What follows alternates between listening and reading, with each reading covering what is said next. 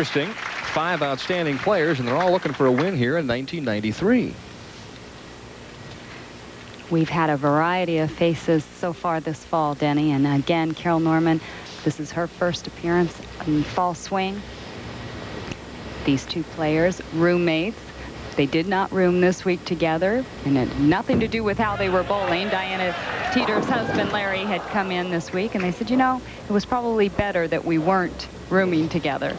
First shot, solid 10-pin on the left-hand lane. Our championship round pair, 63 and 64 in this beautiful 70-lane center located in South Bend, Indiana.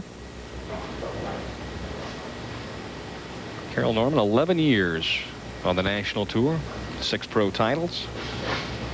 Trying to get back into the winner's circle. There's a player that, if she wins her opening match, usually it's pretty tough to contend with. She can go up the ladder. Yes, she can. She really builds the confidence as she wins their games. She gets very comfortable with the lanes. And we've seen in the past a lot of times the breaks tend to go her way. One of the top players in the state of Louisiana for many years, Diana Teeters, goes with a re-rack on lane 64. Again, players allowed 2 re-racks if they wish to have any additional re-racks in that game. They would have to consult the tournament director, Paula Vidad, and she would either allow it or disallow it. High and through the nose, 3-pin left on the right-hand lane. It seemed to be the consensus of opinion from the players that this pair of lanes is operating at a little bit tighter measure than they were throughout the week. Well, Denny, we've noticed that every television show where the championship pair has been, the lanes have been different, and this is something to expect. We've seen it over the years. The lanes change from day to day, and you really have to just come in with a very open mind, additional equipment, and play the lanes for that day. Diana Teeters, with that 5-step approach, uses a lot of the approach, takes very small first and second step, and then she has a hesitation before her 3rd step to get everything back in time because of that strong push away. And also, look how high this lady's backswing is.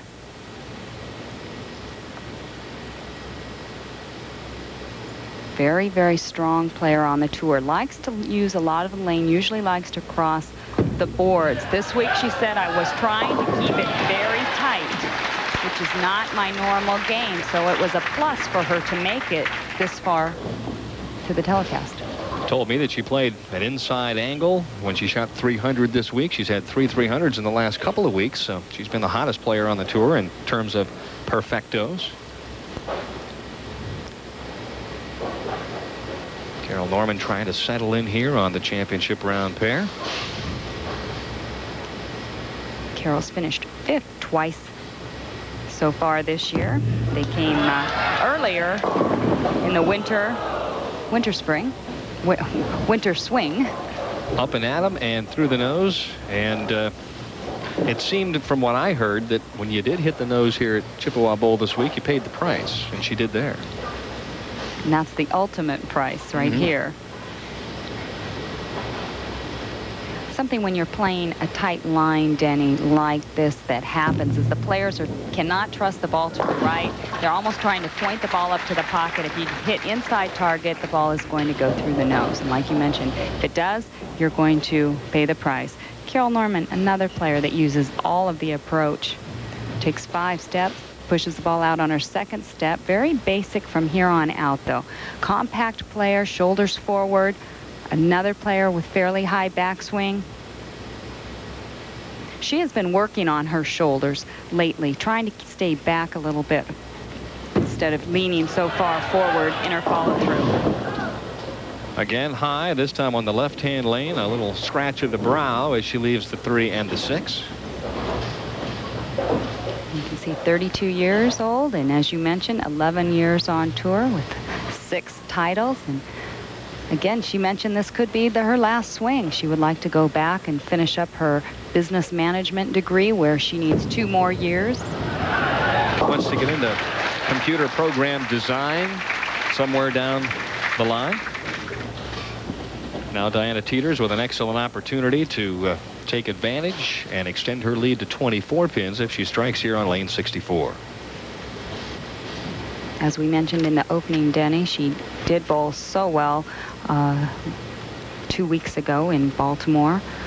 She lost, however, to Sandra Jo Shirey, but she said, I bowled the best I've ever bowled on TV. Yes, I was disappointed I lost, but at least I'm very positive coming into tonight. Similar problem for her on 64, so I think the scenario is already being set. If you set it short and get it going left, you're going to pay a premium tonight. You're going to go through the nose and more than likely leave a big split. This split is actually makeable, Denny. She can try to throw the 6-pin into the 7. She'll want to hit to the right of the 6-pin. Ball then taken out. Then she was going to give it a run there, but she lost a couple pins in count.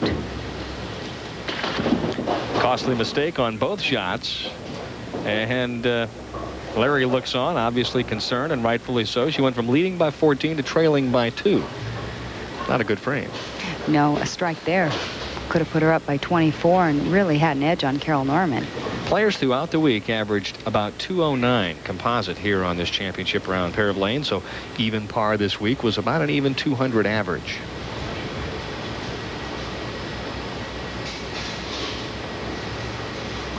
Trying to right the ship after the big mistake, and she does. Left-hand lane looks pretty good for Diana Teeters, but both players will have to solve the puzzle of 64. We'll be back with more of this year's Brunswick Open right after we pause for these messages.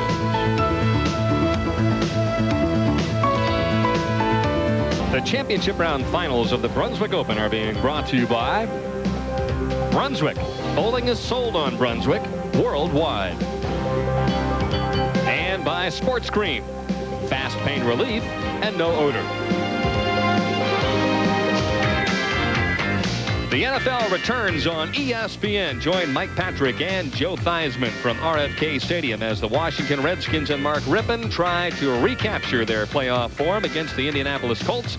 The NFL returns to ESPN November 7th, 8 p.m. Eastern Time. And boy, am I glad. Now I've got something to do on Sunday nights. Fill up your schedule. Marty watches probably on Sunday nights, right? When he's not up in the air. There you go. See? They got 2 more viewers. The ratings are going to go up. Good shot there on the right-hand lane. I thought that was pitiful for, I should say, at this point in time, a key shot for her because she needed to make some kind of an adjustment to get back in the pocket. She did, and to leave a ringing 10-pin, Denny. A bad break for Carol Norman. She's left 2 now so far out of her 4 frames. The word I was searching for was pivotal, not pitiful. Pitiful. See, it's only a matter of time before you start to go down the hill. Go down the hill? Yep. Oh, I'm on the other side. Yeah. You haven't reached the hill yet, Denny. Oh, reached it a long time ago. 1-pin lead, close match, kind of a... Well, I don't know if Diana can hit the right-hand lane. She may open something up, but both players trying to figure this pair out. Well, talking to them in practice, they did mention to me that the right lane seemed a little bit tighter than 63. So again, they can't send the ball right, knowing that it won't come back. So they try to point it up a little bit. We'll see what 63 does for Carol. Looking for the light wall shot. Normally, when you watch Storm and Norman, when she's having success, she's going to carry a lot of wall shots. That's exactly true. She's had some problems with her knee, Denny, that could be making a little bit of a difference here. It does not allow her to stay down at the line, keeping that knee bend, staying with the ball. If she pops up a little too often, then that's going to make a big difference as to which direction the ball is going to go. Let's take a look at how she's playing. Lane 63. This is her first shot.